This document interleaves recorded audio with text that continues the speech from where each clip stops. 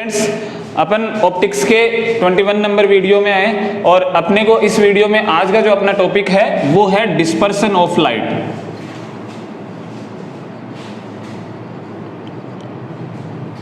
Dispersion of light मतलब प्रकाश का विसरण या प्रकाश का अपने भागों में बंट जाना। अब बात ये आती है कि डिस्पर्सन ऑफ लाइट कैसे होता है, क्यों होता है और इसके क्या क्या उपयोग होते हैं, ये चर्चा आज अपन करते हैं। अपने जो अब के टॉपिक होंगे, अपनों ने अभी तक जो टॉपिक पढ़े हैं 20 नंबर तक के वीडियो में, वो टॉपिक अपने इन फ्यूचर आप एग्जाम दोगे, कंपटीशन एग्जाम, उनमें भी कंसेप्चुअल क्वेश्चन उनसे पुट होते हैं। बट जो अब के टॉपिक है वो सिंपल बोर्ड एग्जाम्स के लिए हैं। जो अपन board exam 12th board exam की तैयारी करते हैं तो 12th बोर्ड एग्जाम के लिए है। तो इन टॉपिक्स पर अपन ज्यादा डीप में नहीं जाके इन टॉपिक को अपन सरफेस वाला कवर करते हैं और अपने बोर्ड के हिसाब से, अपने मार्क्स गेन करने के हिसाब से अपन इसको ओवरऑल बना लेते हैं कि अपना इतना है और इतना हमें याद करना है। ओके, आई बात समझ में? कंसेप्ट पूरा समझेंगे, क्या होता है, कैसे होता है, क्यों होता है, बट इतना डीप में नहीं घुसेंगे जितना डीप में हम उन टॉपिकों में घुसे थे। ओके, आई बात समझ में बच्चों? अब हम बात करते हैं dispersion of light. Dispersion of light क्या होता है? देखना, जब कोई प्रिज्म होता है, ये प्रिज्म होता है, अपने को पता है प्रिज्म क्या होता है। प्रिज्म क्या होता है? टू रिफ्रैक्टिव सरफेस होते हैं, वो एक एंगल पे इंक्लाइंड हुए हुए होते हैं, वही होता है प्रिज्म। नीचे ये बेस होता है, ये एक सरफेस है, ये दूसरा सरफेस है। ये कौन सा एंगल होता है? ये प्रिज्म कोण होता है, एंगल ऑफ प्रिज्म होता है, ये हमें पता है। जब इसके ऊपर एक व्हाइट लाइट को गिराया जाता है, कौन सी लाइट को गिराया जाता है? व्हाइट लाइट मतलब श्वेत प्रकाश।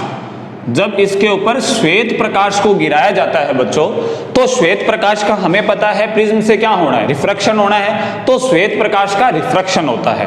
रिफ्रैक्शन होते ही 2 बार होगा रिफ्रैक्शन, ये भी हम जानते हैं, हम रिफ्रैक्शन फ्रॉम द प्रिज्म कर चुके हैं। तो प्रिज्म से कितनी बार रिफ्रैक्शन होता है? 2 बार अपवर्तन होता है। तो सबसे पहले यहां आएगी, ये यहां आने पर जानी कहां चाहिए? ये इस दिशा में जानी चाहिए, बट ये कहां आती है? इस दिशा में। अब ये क्या होता है कि इसका 7 भागों में ये डिवाइड हो जाती है, 1 2 3 4 5 6 और 7। ये 7 भागों में डिवाइड हो जाती है और ये सातों भाग जो हैं वो इस व्हाइट लाइट के कंपोनेंट्स होते हैं। क्या होते हैं? कंपोनेंट्स होते हैं, ये इसके सहयोगी होते हैं। इसका मतलब क्या हुआ? श्वेत प्रकाश किरण का प्रिज्म पर गिरना और प्रिज्म से अपवर्तन के पश्चात अपने कॉन्स्टिट्यूट्स या अपने कंटेंट्स या अपने कंपोनेंट्स कलर्स में डिवाइड हो जाना, इस फिनोमिना को क्या बोलते हैं? डिस्पर्सन ऑफ लाइट बोलते हैं। अब ये जो है, ये अपने को एक फिल्म मिल गई। ये जो फिल्म है अपनी, जिसके ऊपर ये 7 कलर आ जाते हैं, इस फिल्म को बोलते हैं बच्चों स्पेक्ट्रम। क्या बोला जाता है? स्पेक्ट्रम बोला जाता है। क्या बोला जाता है? इस फिल्म को स्पेक्ट्रम बोला जाता है। मैंने आपको क्या कहा? जब श्वेत प्रकाश, व्हाइट लाइट रे इंसिडेंट हुई, हमें पता है कि रिफ्रैक्ट होगी, जानी इस तरफ जाइए, डेविएट हो जाएगी अपने पाथ से, विचलित हो जाएगी, यहां आ जाएगी। यहां आते ही 7 रंगों में स्प्लिट हो जाएगी।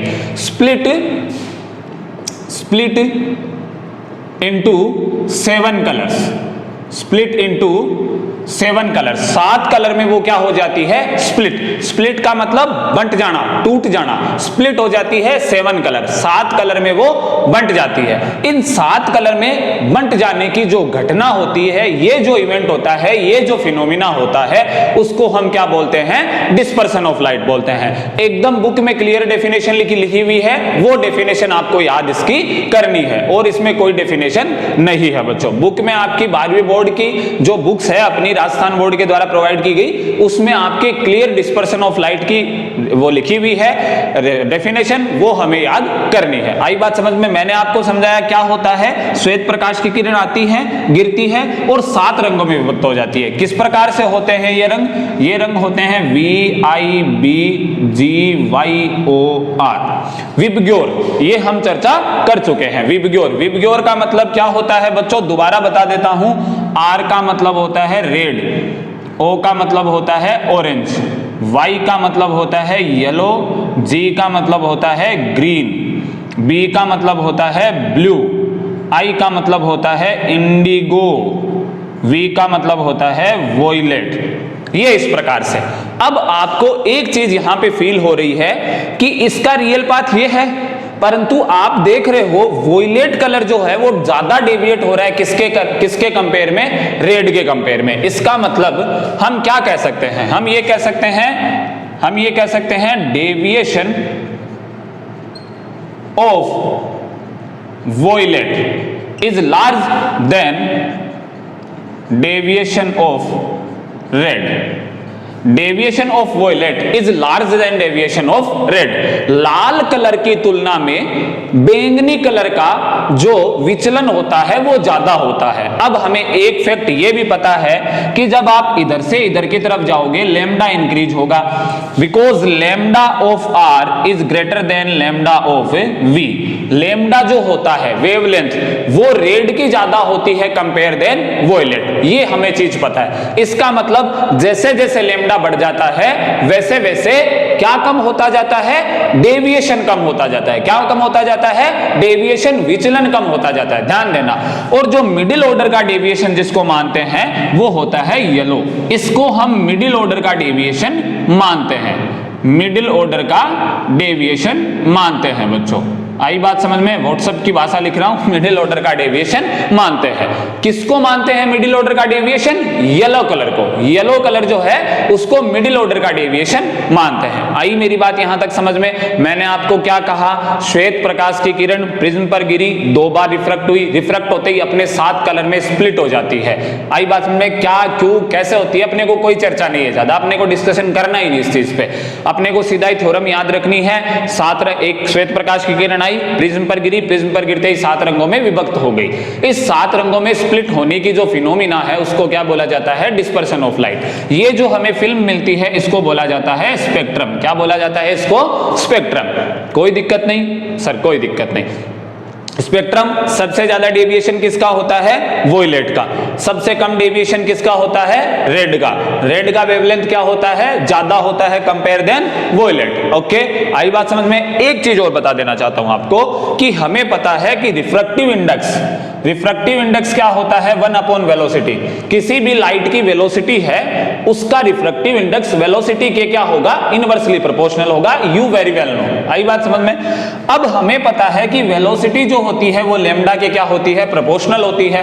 हमें पता है किसी भी रे ऑफ लाइट या लाइट है या जो भी रेज होती है उनकी जो वेलोसिटी होती है वो उनकी लैम्डा के प्रोपोर्शनल होती है। इसका मतलब अगर दोनों को कंपेयर करें तो mu is inversely proportional to lambda. इसका मतलब लैम्डा जैसे बढ़ता जाता है वैसे वैसे म्यू क्या होता जाता है, कम। इसका मतलब इसका म्यू क्या होगा, म्यू ऑफ रेड। इसका मतलब mu of red is less than mu of violet. इसका मतलब वोयलेट का म्यू भी क्या होगा, ज्यादा होगा। वोयलेट का रिफ्रैक्टिव इंडेक्स भी ज्यादा होगा, वोयलेट का डेविएशन भी ज्यादा होगा। रेड का रिफ्रैक्टिव इंडेक्स भी कम होगा, रेड का डेविएशन भी कम होगा, बट रेड का वेवलेंथ क्या होगा, ज्यादा होगा। मिडिल ऑर्डर का डेविएशन किसको मानते हैं, येलो को मानते हैं। अब कुछ एक फॉर्मूलाज है वो मैं आपके सामने डिराइव कर देता हूं। मैं आपको पहले ही बता चुका हूं, these topics are not most important topics for our future competitive exam, but we have to discuss because this is the syllabus of our board exam, so we have to discuss in our videos. So now we make 2 videos for these topics like dispersion of light, scattering of light, eyes, human eyes। तो हम इसके ऊपर 2 या 3 video अपन इसको ज्यादा से ज्यादा बनाएंगे और अपने चैप्टर को यही विराम देंगे।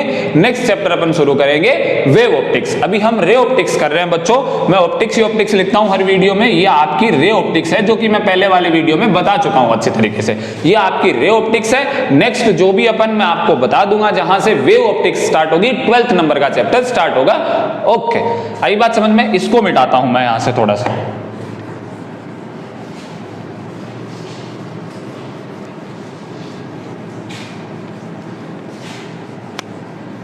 तीन चीजें हमें अभी तक मिली है, डेविएशन कर देते हैं। Deviation of violet is greater than deviation of red.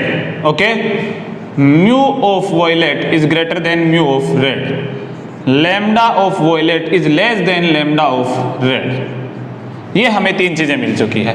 अब हमारे पास कुछ और चीजें हम इनको कर सकते हैं। जैसे हमारे पास हमने प्रिज्म का फॉर्मूला निकाला था, तो आया था refractive index is equals to sine delta M plus AY2 upon sine AY2। ये हमारे पास एक फॉर्मूला डिराइव हुआ था, हमने इसके ऊपर चर्चा की थी अच्छी तरीके से। फिर हमने ये देखा कि डेल्टा एम क्या था। Delta M minimum deviation angle, न्यूनतम विचलन कोण। ए क्या है? प्रिज्म कोण। हम मानते हैं कि delta M plus AY2 and A are very small, ये सभी क्या है? छोटे हैं। जब ये छोटे हो जाते हैं तो साइन किस में कन्वर्ट हो जाता है? थीटा में। तो यहां से देखना बच्चों, इन शॉर्ट मैं आपको बताने की कोशिश कर रहा हूं, delta AM plus 2 upon AY2, 2 से 2 कैंसिल आउट हो जाता है। क्या आता है? NA बराबर डेल्टा M प्लस A। अब ध्यान देना, डेल्टा M क्या आ जाता है? N A कॉमन आ जाता है N-1। इसका मतलब डेविएशन एंगल जो होता है वो prism angle of prism, refractive index -1। अब इसको यहां अप्लाई करते हैं। क्या फॉर्मूला आया? A N-1। अब अगर वॉयलेट के लिए लेंगे तो A NV-1, रेड के लिए लेंगे तो A NR-1। अब बोलोगे सर आप केवल वॉयलेट और रेड की चर्चा ही क्यों कर रहे हो? क्योंकि ये एक्सट्रीम एंगल्स है, ये एक्सट्रीम कलर्स हैं, जिनमें एक में तो सबसे कम डेविएशन, एक में सबसे ज्यादा डेविएशन। हम हमारी चर्चा में केवल और रेड और वॉयलेट को ही घुमाएंगे। क्यों? क्योंकि एक में तो सबसे ज्यादा डेविएशन डिस्पर्सन, एक में सबसे कम डेविएशन हो रहा है। आई मेरी बात समझ में? तो हम इसको ही घुमाएंगे केवल। ओके, अब यहां देखो, ये चीज हमारे पास गेन हो गई। Delta V is equals to A NV-1, delta R is equals to A NR-1। अब हमारे पास जो नेक्स्ट टॉपिक आता है बच्चों, वो ये आता है कि एंगुलर डिस्पर्सन क्या होता है। अब एंगुलर डिस्पर्सन क्या होता है, इसको मिटाता हूं थोड़ा सा। ये चीज आपको मेरे एक्सपेक्ट करता हूं कि आपको समझ में आ गई अच्छे से। इनमें कुछ ज्यादा है नहीं, इनको हमें जैसा है वैसा इसको रिमेम्बराइज करना है हमें, और इन टॉपिक्स को मेरे हिसाब से जहां तक सहूलियत हो सके एकदम रट लो इनको। बिकॉज कंसेप्ट जो भी है वो हम कंसेप्ट करके आ चुके हैं, सारा रिफ्लेक्शन का कंसेप्ट है। एंगुलर डिस्पर्सन क्या होता है? एंगुलर डिस्पर्सन क्या होता है? अब एंगुलर डिस्पर्सन होता क्या है बच्चों? एंगुलर डिस्पर्सन, अब एंगुलर डिस्पर्सन की अगर मैं परिभाषा लिखूं, डेफिनेशन बताऊं, तो क्या होता है? हमें पता है एक एक्सट्रीम कलर जिसमें ज्यादा डेविएशन, एक एक्सट्रीम कलर जिसमें कम डेविएशन। एंगल तो है डेविएशन एंगल उनका अलग अलग, क्योंकि हम अभी चर्चा करके आ चुके हैं। तो उन दोनों के जो डेविएशन एंगल का जो डिफरेंस होता है, उन दोनों का जो डेविएशन एंगल होता है, उनका जो डिफरेंस होता है, वो क्या कहलाता है? एंगुलर डिस्पर्सन कहलाता है। कैसे? जैसे मान लीजिए, मैं एक सिंपल सा आपको सामने एक एग्जांपल ले रहा हूं। मान लीजिए डेल्टा V किसका था? वॉयलेट का। डेल्टा R किसका था? रेड का। ज्यादा किसका हुआ है? Delta V। ये एंगुलर ही तो है, एंगुलर डेविएशन ही तो है इसका। डेल्टा क्या है? डेविएशन एंगल है, करके आ चुके हम चर्चा पीछे वाले वीडियोस में। डेल्टा क्या है? Deviation angle. Delta R red का डेविएशन एंगल। तो थीटा, जिसको हम एंगुलर डिस्पर्सन से डिनोट करेंगे, क्या हो जाएगा? Delta V minus delta R। अब ये फॉर्मूला कैसे आया, मैं आपको एक छोटा सा डायग्राम क्रिएट करके और बता देता हूं। सिंपल एंगुलर डिस्पर्सन क्या होता है? The angular separation between the angular deviation of the extreme angle, extreme rays या एक्सट्रीम डिस्पर्सन, डिस्पर्स्ड रेज, जिसका ज्यादा विसरण या ज्यादा डेविएट हुई है दो colour, like red and violet, दो कलरों के बीच का जो एंगल ऑफ सेपरेशन होता है वो ही क्या कहलाता है? एंगुलर डिस्पर्सन कहलाता है। आई मेरी बात समझ में? अब मैं थोड़ी सी चर्चा को, इसको थोड़ा सा मैं आपको डिराइव करके दिखाता हूं कि ये कैसे होता है। देखना बच्चों, आपके सामने ये है, ये प्रिज्म है हमारे सामने। हाँ जी बिल्कुल है सर। व्हाइट लाइट आई, मैंने यही कहा व्हाइट लाइट आई, कहाँ जानी चाहिए? यहां इधर की तरफ जानी चाहिए, इधर की तरफ गई। ये मान लिया रेड और ये मान लिया वॉयलेट, ये मान लिया रेड और ये मान लिया वॉयलेट, ये रेड और ये वॉयलेट। अब ये रेड को पीछे की तरफ बढ़ाएंगे, ये रेड का डेविएशन एंगल, इसको पीछे की तरफ बढ़ाएंगे, ये वॉयलेट का डेविएशन एंगल। बोलो कोई दिक्कत है? नहीं सर कोई दिक्कत नहीं। इसको पीछे की तरफ बढ़ाओ, बढ़ा दो इसको पीछे की तरफ, इसको भी पीछे की तरफ बढ़ाओ, ये दोनों ने यहां कट किया, देखना थोड़ा सा ध्यान से देखना, ये आगे मिलेगी एकदम, लेकिन हम यही थोड़ा सा नेड़े ही कट कर रहे हैं अपन। आई बात समझ में? देखना, इसको थोड़ा सा दोबारा बनाता हूं मैं, आप इसको अच्छे से समझना बच्चों। हालांकि मोस्ट इंपॉर्टेंट नहीं है, बट फिर भी हमें आना चाहिए। हम क्यों पीछे रहें, अकॉर्डिंग टू बुक्स चल रहे हैं हम। जितने भी टॉपिक्स हैं बुक्स में, सारे टॉपिक्स हमें वीडियोज के मीडियम से करने हैं। तो we have to do all topics because we want to complete our syllabus in corona virus काल। ये हो गया, ये इसका रियल पाथ। ओके, ये डेविएट, ये रेड वाली और ये वॉयलेट वाली, ये वॉयलेट ये रेड। रेड को पीछे की तरफ बढ़ाया, ये डेल्टा आर, इसको पीछे की तरफ बढ़ाया, ये कट गया, ये डेल्टा वी। अब ये डेल्टा आर, ये भी डेल्टा आर और ये थीटा। ये थीटा क्यों? क्योंकि हमें क्या चाहिए, हमें क्या चाहिए बच्चों, हमें एंगुलर सेपरेशन ही तो चाहिए, यही तो है। ये इन दोनों का अपोजिट पाथ, रियल पाथ तो ये होना चाहिए, इधर की तरफ जानी चाहिए, बट ये किसकी तरफ गई, ऐसे स्प्लिट हो गई है। अब इनको जब पीछे की तरफ बढ़ाओगे तो ये यहां कट कर गई। इसका मतलब इतना जो थीटा होता है वो क्या होता है, इतना थीटा इनमें एंगुलर सेपरेशन होता है, और वो एंगुलर सेपरेशन ही क्या कहलाता है, एंगुलर डिस्पर्सन कहलाता है। अब ध्यान देना, आपके पास कुछ डायग्राम इस प्रकार से है, ये और ये थीटा है, इसको यहां से बंद कर रखा है, ये डेल्टा वी है और ये डेल्टा आर है, इस प्रकार से है। अब ये जो डेल्टा वी है वो आपका एक्सटर्नल एंगल बन गया है इस ट्राइंगल का, और external angle of any triangle is equal to the sum of two opposite angle. ये हमें पता है सर, आई बात समझ में? तो from this triangle we can say delta V is equals to delta R plus theta. Okay, तो then theta is equals to delta V minus delta R, जो मैंने आपको पीछे बताया। ओके, डेल्टा वी का फॉर्मूला हमारे पास है A N V minus one, delta R क्या है, A N R minus one. Put कर देते हैं, theta is equals to A N V minus one minus A N R minus one. Theta is equals to A common ले, N V, 1 से 1 cancel out हो जाएगा, N V minus N R. ये लो जी बच्चों मित्रों, ये अपना थीटा एंगुलर डिस्पर्सन आ जाता है। Definitions have to learn from the book, because मैंने आपको क्लियर बेसिक बता दिया क्या होता है डेफिनेशन। बुक से थोड़ा सा नहीं बोलना चाहिए, फिर भी बोलता हूं, रटिफिकेशन कर लेना। ओके, डेफिनेशंस के बारे में। अब बात आती है dispersive power of medium. Dispersive power क्या होता है मीडियम का, इसको नहीं मिटा के ऊपर वाले को मिटाता हूं सारा। डिस्पर्सिव पावर क्या होता है, सिंपल फॉर्मूला है डिस्पर्सिव पावर का,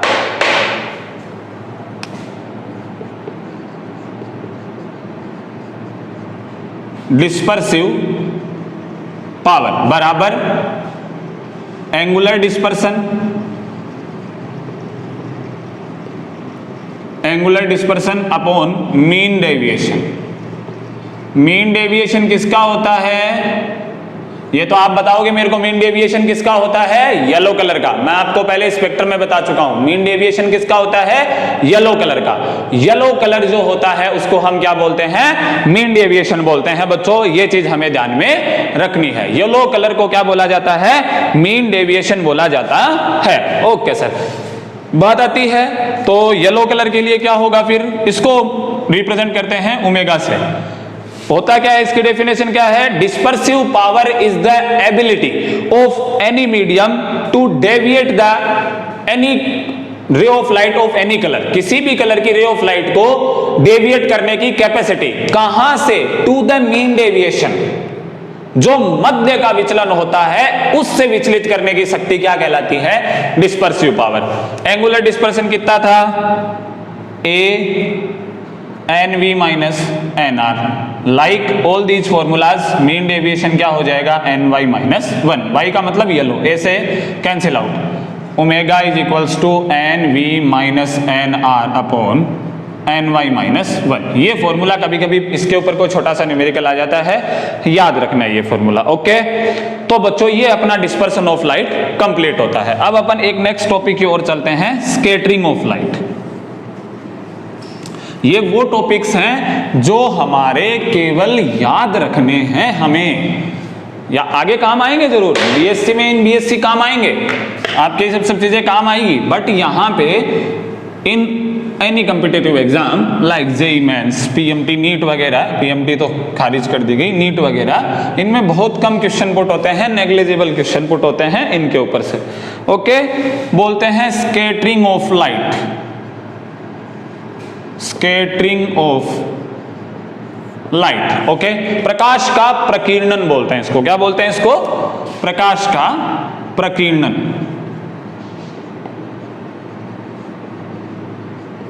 प्रकीर्णन क्या होता है? हमें पता है बच्चों कि जैसे सराउंडिंग में रे ऑफ लाइट सन से आती है, प्रकाश किरण आती है, सूर्य से आती है, सूरज चाचा पे देता है प्रकाश। अब वो जब सराउंडिंग में घूमती है तो गैसें हैं, अलग अलग गैसों के पार्टिकल्स हैं, उन पार्टिकल से वो इंटरेक्ट होती है। क्या होती है? वो इंटरेक्ट होती है या कोलाइड होती है। वो जैसे ही कोलाइड होती है वो अपने रियल पाथ से डेविएट हो जाती है। इसका मतलब the deviation of the ray of light when they collide with any particle, जब किसी भी पार्टिकल से टकराने पर या इंटरेक्ट करने पर उनमें डेविएशन हो जाता है, उनका पथ विचलित हो जाता है, उस फिनोमिना को क्या बोला जाता है? स्कैटरिंग ऑफ लाइट बोला जाता है। आई मेरी बात समझ में? स्कैटरिंग ऑफ लाइट क्या है बच्चों? Scattering of light is a phenomena of the deviation of light when it will be interact with any particle in our surrounding, जब अपने सराउंडिंग या अपने वातावरण या in the medium in which it will be pass, जिसमें वो पास होगी, उस मीडियम में जो भी पार्टिकल होगा उस पार्टिकल से टकराकर वो अपना पथ से, अपने रियल पथ से विचलित होती है, उस घटना को, उस इवेंट को क्या बोला जाता है? स्कैटरिंग ऑफ लाइट बोला जाता है। आई मेरी बात समझ में? स्कैटरिंग ऑफ लाइट किसको बोला जाता है? स्कैटरिंग ऑफ लाइट अपने उस फिनोमिना को बोला जाता है जो फिनोमिना पाथ का डेविएशन का फिनोमिना है, अपने पथ से विचलित होने की घटना है। सिंपल ही एकदम, अपने पथ से विचलित होने की घटना जब कब होता है? ये विचलन, पथ विचलन कब होगा? जब वो किसी भी, जिस माध्यम में वो चल रही है रे ऑफ लाइट, उसके किसी भी पार्टिकल से टकराएगी, इंटरेक्ट करेगी, कोलाइड करेगी। ओके, इसका अपनों को दो प्रकार का दे रखा है, रे light scattering and inelastic scattering. बच्चों, रे लाइट स्कैटरिंग क्या होता है? जब पार्टिकल्स का जो साइज है वो लैम्डा के कंपेयर में, लैम्डा क्या है? Wavelength of light, wavelength of light के कंपेयर में बहुत कम हो, पार्टिकल का साइज जो है, रे लाइट स्कैटरिंग या इनइलास्टिक स्कैटरिंग, रे लाइट स्कैटरिंग या इलास्टिक स्कैटरिंग या रे लाइट स्कैटरिंग किसको बोला जाता है? जब जो पार्टिकल का साइज है वो, अपने को इतना याद करना है, अपने को ज्यादा डीप नहीं जाना है, दोबारा बता रहा हूं मैं आपको इन टॉपिक्स में। रे of light, sorry, elastic scattering,